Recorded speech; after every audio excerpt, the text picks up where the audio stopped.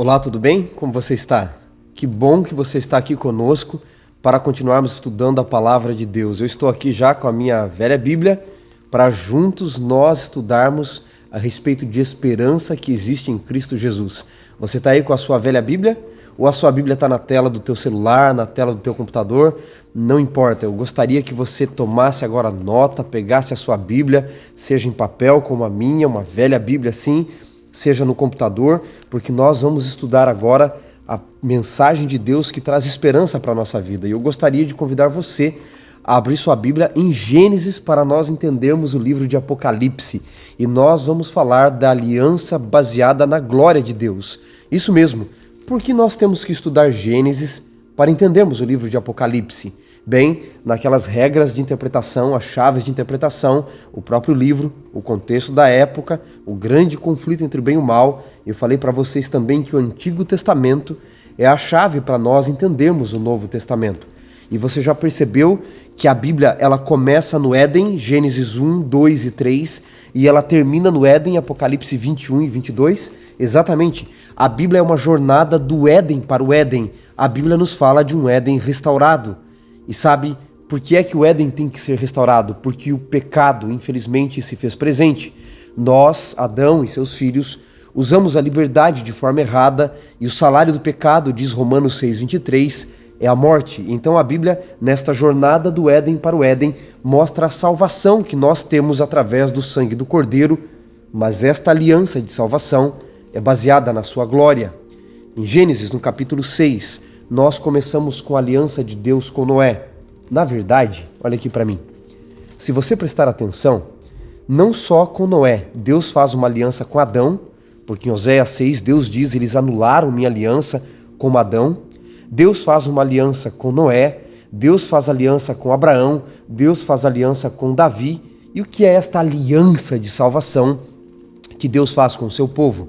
Bem, a palavra aliança na Bíblia, em hebraico, é a palavra berit. Decorou aí? Berit significa em hebraico aliança. Mas a melhor tradução para a palavra berit não é aliança em si. A melhor tradução é preso, amarrado com cordas. Exatamente. Deus, quando ele resolveu fazer uma aliança com o seu povo, uma aliança de salvação, Deus resolveu ficar preso, amarrado a nós com as cordas de amor. E assim Deus vai contar na Bíblia uma história de resgate do Éden para o Éden. Você já se perguntou por que a Bíblia foi escrita? Por que é que a Bíblia afinal foi escrita? Bem, um dos motivos pelo qual a Bíblia foi escrita é porque nós iríamos nos esquecer, a memória humana iria se deteriorar. E então Deus mandou que os profetas, homens que tinham comunhão especial com ele, registrassem a sua vontade na sua palavra. Mas uma segunda pergunta aqui para você, meu amigo, minha amiga. Por que é que a Bíblia foi escrita do jeito que ela foi escrita? Por que ela não conta um outro estilo de história? Por que ela não conta a história de um outro povo? Por que ela tem que contar a história de Israel? Sabe por quê? A Bíblia, quando conta a história de outros povos, é só porque eles se relacionaram de alguma forma com Israel. A Bíblia foi escrita para contar a história de Deus resgatando o povo chamado Israel e para mostrar para mim e para você que se ele pôde salvar aquele povo, ele pode nos salvar também. Assim, na história bíblica, sempre vai estar escrita a história daqueles que aceitaram a aliança de salvação de Deus com o seu povo. É por isso que Gênesis 5 começa dizendo no verso 1 assim: este é o livro da genealogia de Adão no dia em que Deus os criou. Homem e mulher os fez e os chamou por um só nome, Adam, que significa ser humano. E depois já diz que Adão teve um filho chamado Sete, que teve um filho chamado Enos, depois veio Cainã, Malalael, Jared, Enoque, Matusalém, Lameque e Noé. Veja que Adão teve outros filhos, mas a Bíblia resolveu contar a história de Sete porque ele aceitou a aliança com Deus. Sete teve outros filhos, mas a Bíblia resolveu contar a história de Enos porque ele aceitou a aliança com Deus. E assim foi com Cainã, assim foi com Malalael, com Jared, com Enoque, com Matusalém, com Lameque e com Noé. E Noé teve quantos filhos? Você se lembra? Noé teve 3 filhos. Quais eram os nomes? Sem, Cã e Jafé. E eu pergunto para você, a história de quem desses 3 filhos a Bíblia conta? A Bíblia não vai contar a história nem de Cã e nem de Jafé, passa rapidamente. A Bíblia se detém em contar a história de Sem. Por que a história de Sem?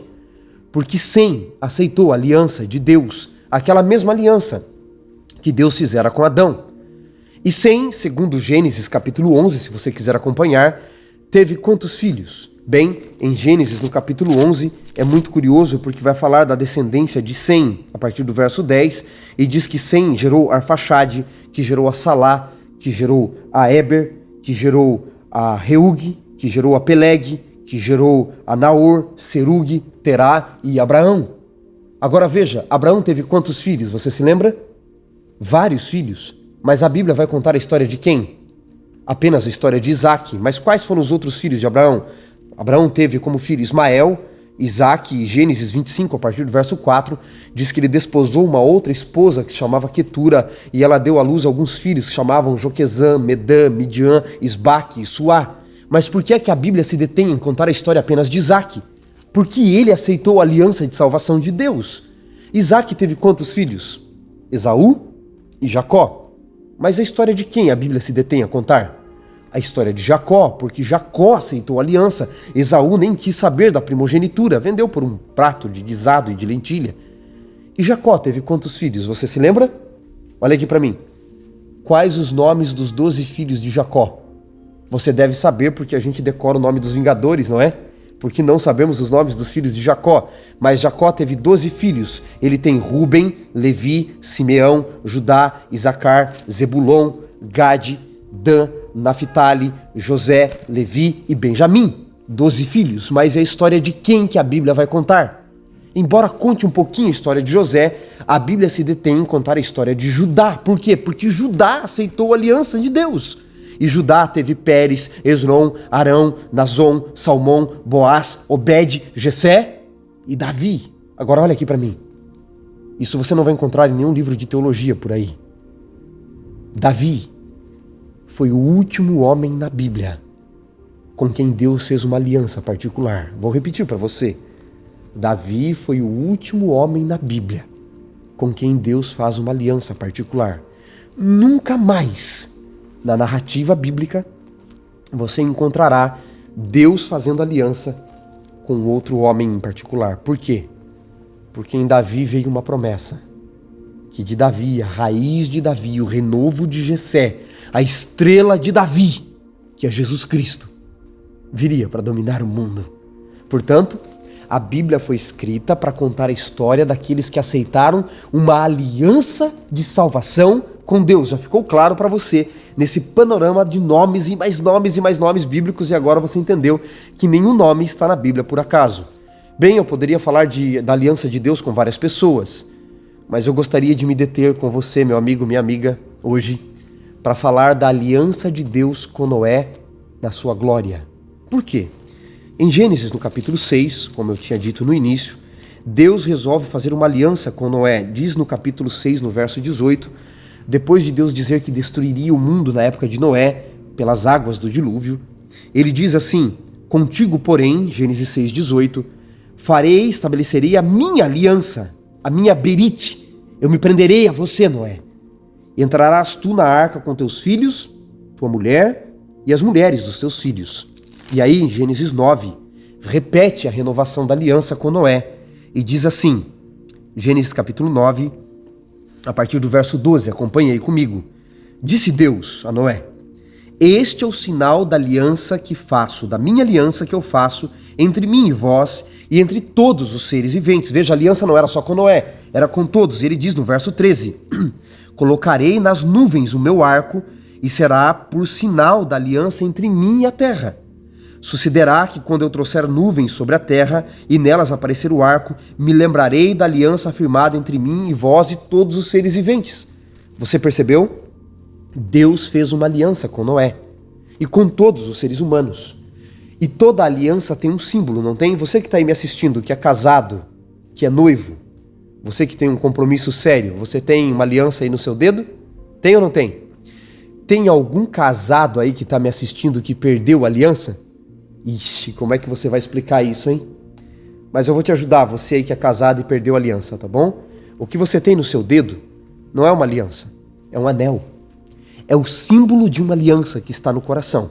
Então você que perdeu aí a aliança pode olhar para o seu esposo, para a sua esposa, para o seu noivo, para a sua noiva agora e dizer assim: querido, querida, eu não perdi a aliança, o que eu perdi foi o anel, porque a aliança que eu tenho com você está no coração, e aquilo que o coração ama não pode ser perdido, porque o cérebro jamais vai esquecer aquilo que o coração ama, não precisa de agenda. Salvei você, não é? Muito bem, mas isso só para explicar que nós temos um símbolo, o anel que você tem em seus dedos, ou que você perdeu, é o símbolo da aliança. E eu pergunto para você, qual foi o símbolo da aliança de Deus com Noé? Qual foi? A Bíblia diz, o arco-íris. Agora eu vou fazer uma outra pergunta. Hoje eu quero, como Jesus fazia, como os rabinos faziam, eu quero fazer muitas perguntas para você. Nós já entendemos que o símbolo da aliança de Deus com Noé era a aliança, aliás, da aliança de Deus com Noé, era o arco-íris. Agora eu pergunto para você, por que é que Deus escolheu como símbolo da aliança dele com Noé e com os seres humanos um arco-íris? Por quê? Por que o arco-íris? Você já parou para se perguntar por quê? Bem, o arco-íris é um símbolo interessante, mas você pode estar dizendo: Wanderson, eu nunca parei para pensar nisso, por que Deus escolheu um arco-íris com as suas cores? Aliás, eu não estou lembrado direito, me ajuda aí a lembrar as cores do arco-íris: vermelho, azul, anil, laranja, amarelo, violeta, que mais? Eu esqueci algum, verde. Essas são as cores do arco-íris, não é? E sabe por que Deus escolheu o arco-íris como símbolo de aliança de salvação? Sabe por quê? Dá um pulinho no livro de Ezequiel. Vamos comigo no livro de Ezequiel, um livro antes de Daniel, tá bom? E você vai entender o porquê da aliança baseada num arco-íris. O símbolo da aliança de Deus ser um arco-íris. Ezequiel capítulo 1. Vamos dar uma olhada em Ezequiel capítulo 1. Ali há um texto interessante. Ezequiel capítulo 1, versículo 28. Diz assim: como aspecto do arco que aparece na nuvem em dia de chuva, assim era o resplendor, esta era a aparência da glória do Senhor. Olha que interessante! A aparência da glória do Senhor, quando ele se manifestou ao profeta Ezequiel, era como o quê? Como um arco que aparece nos dias de chuva, o arco-íris. Deus faz uma aliança com Noé e usa o símbolo desta aliança, um arco-íris, porque esta é a aparência da glória de Deus. A glória de Deus não é só dourada, a glória de Deus não é só amarela, a glória de Deus tem várias cores. Quais cores? As cores do arco-íris. Mas por quê? Sabe, há um texto em Ezequiel, no capítulo 28, que fala, pode ser aplicada e é aplicada por muitos teólogos, desde o passado até os dias atuais, para retratar a queda de Lúcifer, a queda de Satanás. E Ezequiel capítulo 28 tem algo interessante. Quais são as cores do arco-íris mesmo?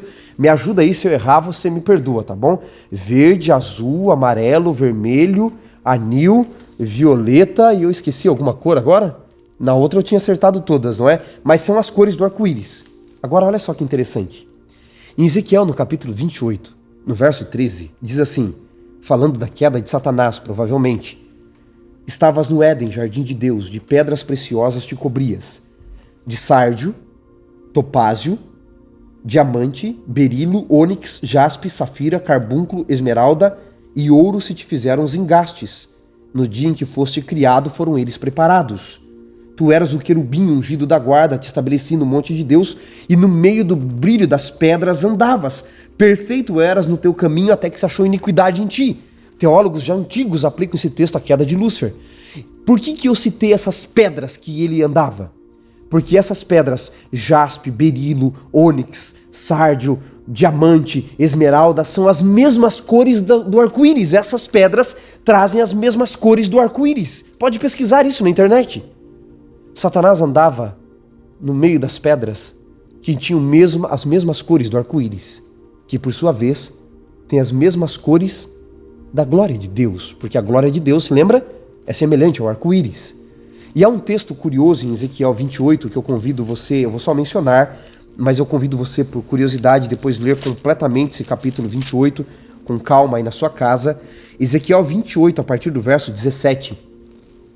Todo o capítulo 28, Deus dá ordem para Moisés de como ele deveria fazer a tenda, o tabernáculo do deserto, para a presença de Deus se manifestar ali com a arca da aliança, onde seriam mortos os cordeirinhos, tá? Ali você tem o santuário de Moisés, mosaico. E no capítulo 28, a partir do verso 17, Deus já havia ordenado Moisés como fazer a tenda, como fazer a roupa do sacerdote. E aqui ele fala das pedras que iriam no peitoral do sacerdote, do sumo sacerdote. E ali diz, no verso 17, que ela seria topázio, carbúnculo, seria de esmeralda, safira e diamante, jacinto, ágata e ametista, berilo, ônix e jaspe. Estas pedras são as mesmas pedras que Lúcifer andava antes de se tornar o diabo. São as mesmas cores, a roupa do sacerdote, a cor da tenda da arca, a cor das pedras, são as mesmas cores do arco-íris, da glória de Deus. Por quê? Porque a tenda do deserto devia representar, segundo o Êxodo, capítulo 25, verso 8, a presença da glória de Deus no meio do seu povo. Bem, porque é então que Deus escolheu uma aliança com Noé, baseada como um símbolo da aliança, o arco-íris? Porque o arco-íris representa a glória de Deus. Agora eu preciso fazer uma quarta pergunta para você. Pergunto para você, meu amigo, minha amiga, olha aqui para mim. Olha aqui para mim. Por que é que Deus, já sabemos que Deus escolheu o arco-íris porque é o símbolo da sua glória. Por que, no entanto, Deus resolveu fazer uma aliança baseada na sua glória? Por que não no sangue?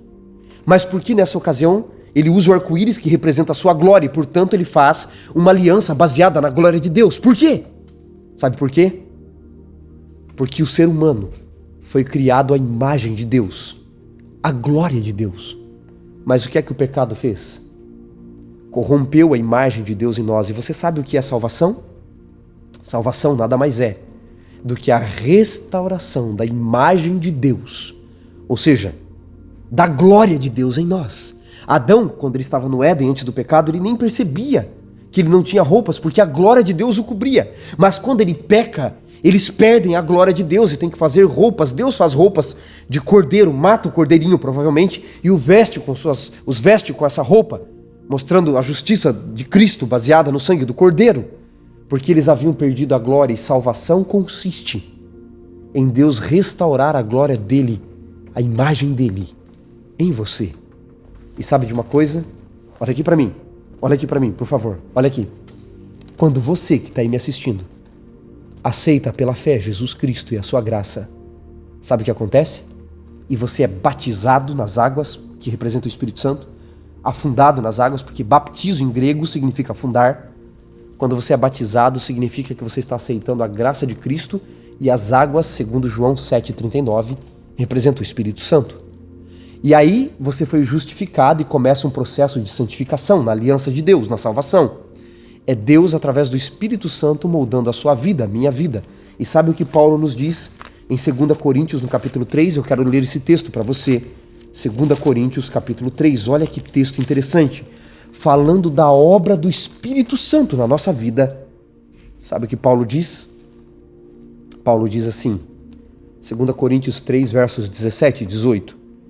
Ora, o Senhor é Espírito, e onde está o Espírito do Senhor, a liberdade. Agora note qual é a obra do Espírito Santo. No verso 18 ele diz: e todos nós, com o rosto desvendado, contemplando como por espelho a glória do Senhor, somos transformados de glória em glória ao aspecto da sua glória, pelo Senhor, o Espírito. O que é que o Espírito Santo faz? Ele nos transforma de glória em glória ao aspecto da sua glória. Em algumas versões diz ao aspecto da sua imagem, que é a mesma coisa. A obra do Espírito Santo na minha e na sua vida é nos transformar de glória em glória ao aspecto da sua glória. Eu posso ouvir você dizer um amém aí do outro lado da tela?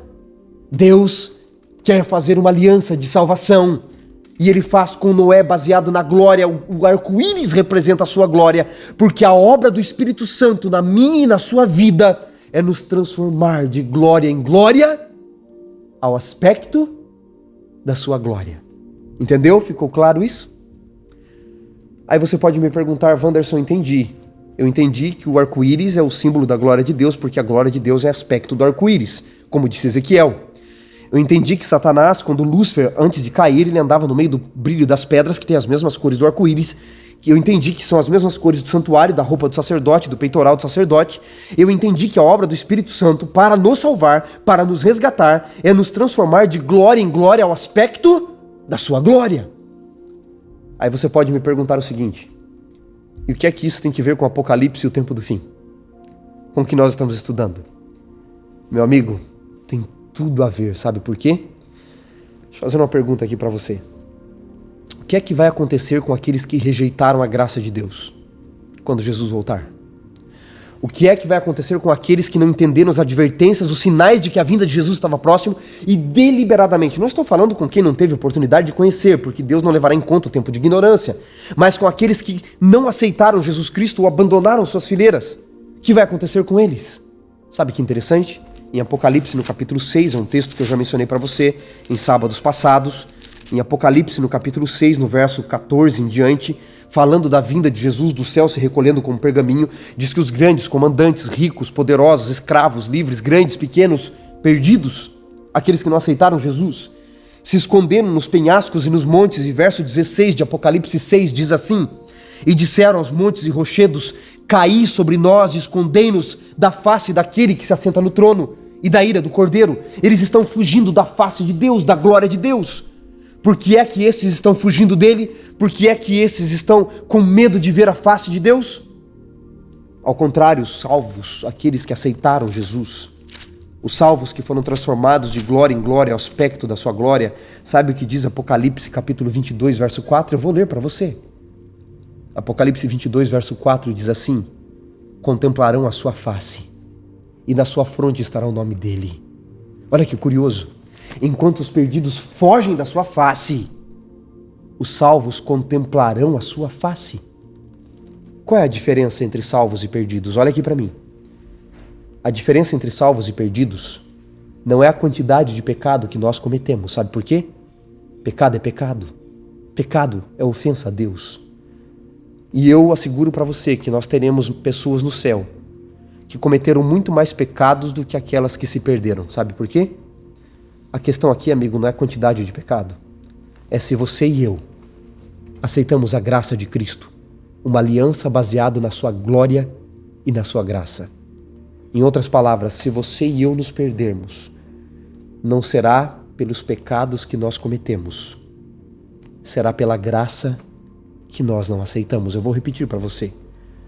Se você e eu nos perdermos, não será pelos pecados que nós cometemos, será pela graça que nós não aceitamos. Essa é a grande questão. O ladrão da cruz, com muitos pecados, aceitou a graça. E o que é que Jesus disse? Estarás comigo no paraíso. Você percebe? A graça de Deus é maior do que todos os nossos erros. Agora olha que interessante. Muitas pessoas pregam por aí que aqueles que não aceitarem Jesus vão ser queimados no tempo do fim. Alguns acreditam no inferno, outros acreditam num caldeirão de óleo fervendo, outros acreditam que vão ficar sendo consumidos para sempre, outros acreditam que serão lançados num lago de fogo e enxofre e serão consumidos. Será só eterno fogo, não as pessoas. Eu não quero entrar nessas discussões, tá bom? Nós poderíamos ter um estudo sobre isso. Mas todos esses acreditam que os perdidos serão destruídos. Por quê? Porque Deus é justiça e misericórdia. Deus não pode ser só justiça e não pode ser só misericórdia. A justiça e a misericórdia se abraçaram nele, diz o salmista. Por que Deus tem que ser justiça e misericórdia ao mesmo tempo? Porque justiça sem misericórdia é tirania, mas misericórdia sem justiça seria fraqueza.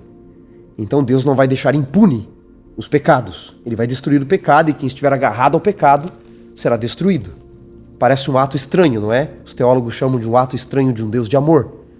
Mas muitas pessoas acreditam que vão queimar por um tempo, alguns para sempre, não importa, creem que haverá uma destruição. E de fato a Bíblia diz que os perdidos serão consumidos. Agora, eu particularmente não acredito que será por um fogo, que não vai ficar queimando eternamente num fogo, ou queimando por um tempinho num lago de fogo, ou num caldeirão com fogo. Sabe por quê? Porque o fogo na Bíblia é simbólico para a glória de Deus. Wanderson, de onde você tirou isso? Me ensinaram que os perdidos vão queimar no lago de fogo e enxofre. Me ensinaram que os perdidos vão queimar por um tempo. Outros podem dizer, eu aprendi que iriam queimar para sempre. Não. O fogo, olha aqui para mim. O fogo é o símbolo da glória de Deus. De onde você tirou isso? Da Bíblia. Me permita mostrar para você. Êxodo capítulo 19. Dá um pulinho lá. Porque tudo tem que estar na Bíblia. Não acredite porque eu disse. Acredite se está na Bíblia ou não, tá bom? Aí você pode concordar ou discordar de mim. Em Êxodo, no capítulo 19, no versículo 16, quando Deus vai dar a lei para o povo de Israel, diz que ao amanhecer do terceiro dia houve trovões e relâmpagos, uma espessa nuvem sobre o monte, muito forte clangor de trombeta, e o povo se estremeceu. E depois ele diz assim no verso 18: o monte Sinai fumegava porque o Senhor descera sobre ele em fogo. O povo olhava Deus descendo no monte Sinai para conversar com Moisés e via o quê? Fogo, diz a Bíblia. Mas dá um pulinho em Êxodo 24 agora. Êxodo capítulo 24 diz assim, precisamente no versículo 16 em diante. Êxodo 24, 16, anote esse texto aí.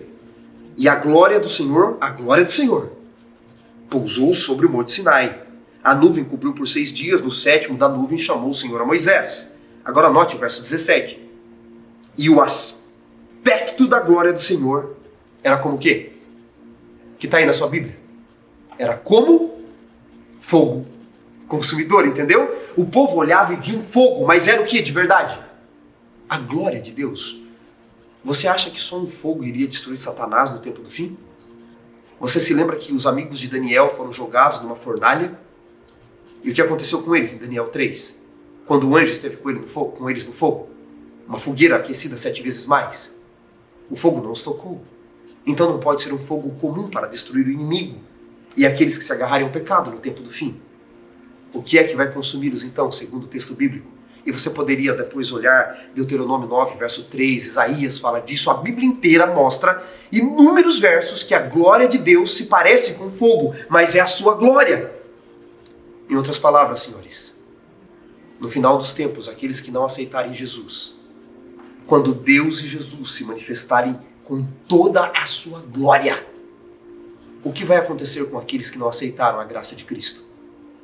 Porque a obra do Espírito Santo, qual é mesmo? Olha aqui para mim. 2 Coríntios 3, 17 e 18. Qual é a obra do Espírito Santo? Paulo diz que é nos transformar de glória em glória ao aspecto da sua glória. Em outras palavras, se hoje você aceitar Jesus, se você for revestido de glória em glória ao aspecto da glória, quando Deus se manifestar em glória, a glória de Deus vai te destruir? Não. Por quê? Porque você está revestido por esta glória hoje, desde já. Agora, aqueles que aceitaram, que rejeitaram Jesus, que não aceitaram, quando eles se manifestarem em glória, como será a glória de Deus para eles? Como um fogo consumidor.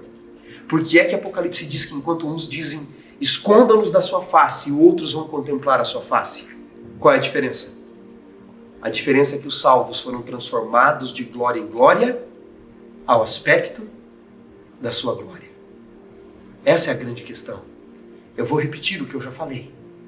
Se você e eu nos perdermos, não será pelos pecados que nós cometemos, será pela graça que nós não aceitamos.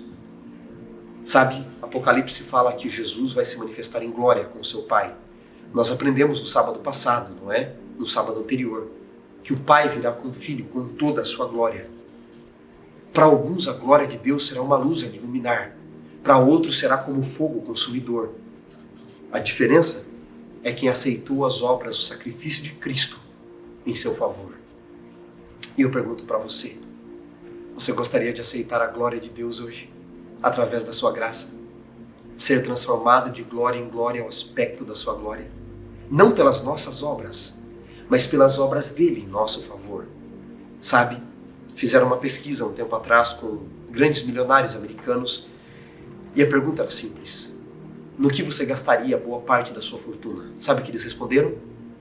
Cerca de 15% deles disseram, eu gastaria cerca de $300 mil para ter um grande talento, falar bem, cantar bem, tocar algum instrumento.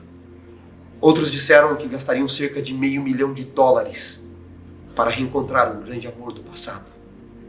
Outra parte, cerca de 60%, disseram que gastariam cerca de $700 mil para corrigir um grande erro do passado.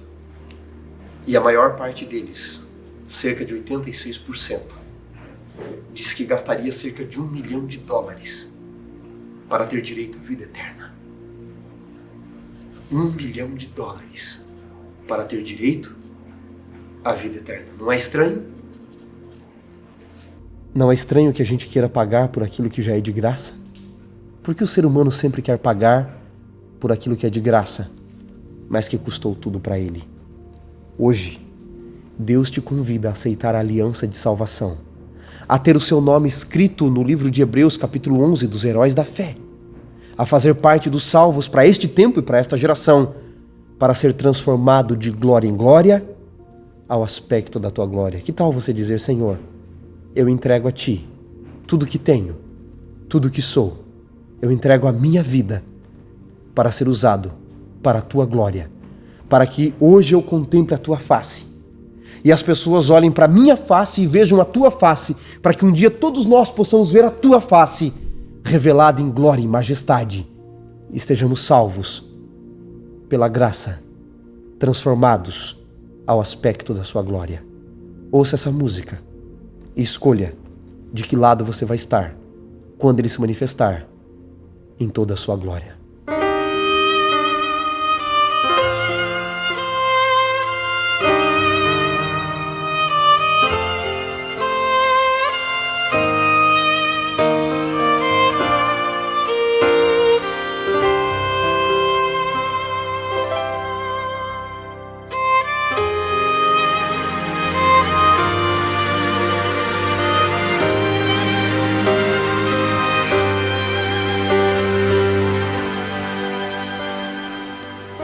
De joelhos estou mais uma vez, de joelhos, Senhor, neste teu santuário de paz.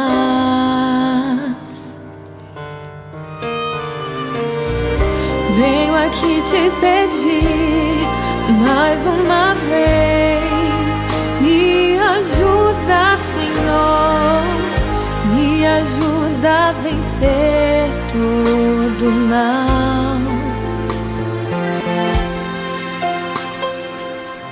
Esse mal que me afasta de ti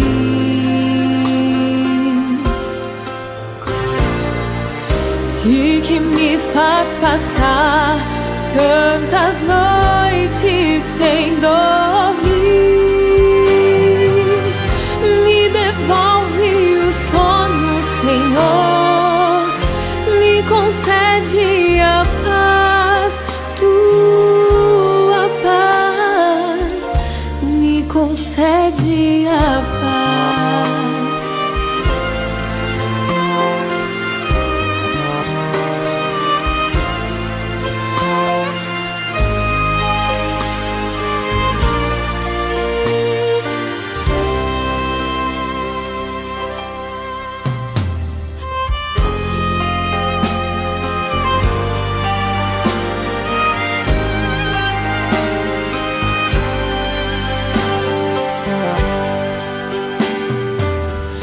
Quantas vezes eu quis ouvir tua voz, mas não pude, Senhor. Eu estava ocupada demais.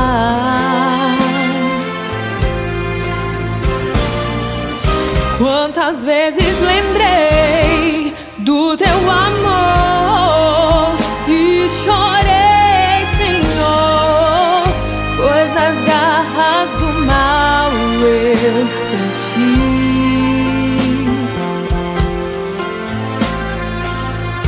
quão distante eu estava de ti.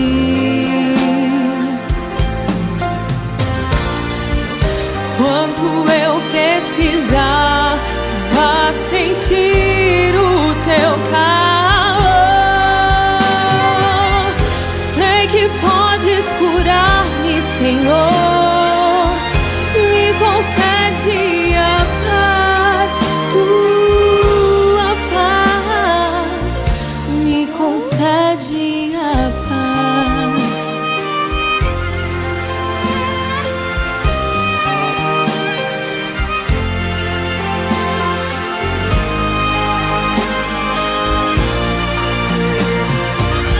Sei que podes curar-me, Senhor, me concede a paz, tua paz, me concede a paz.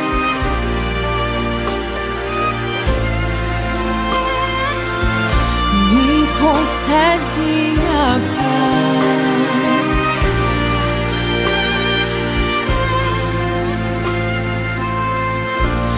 Me concede paz.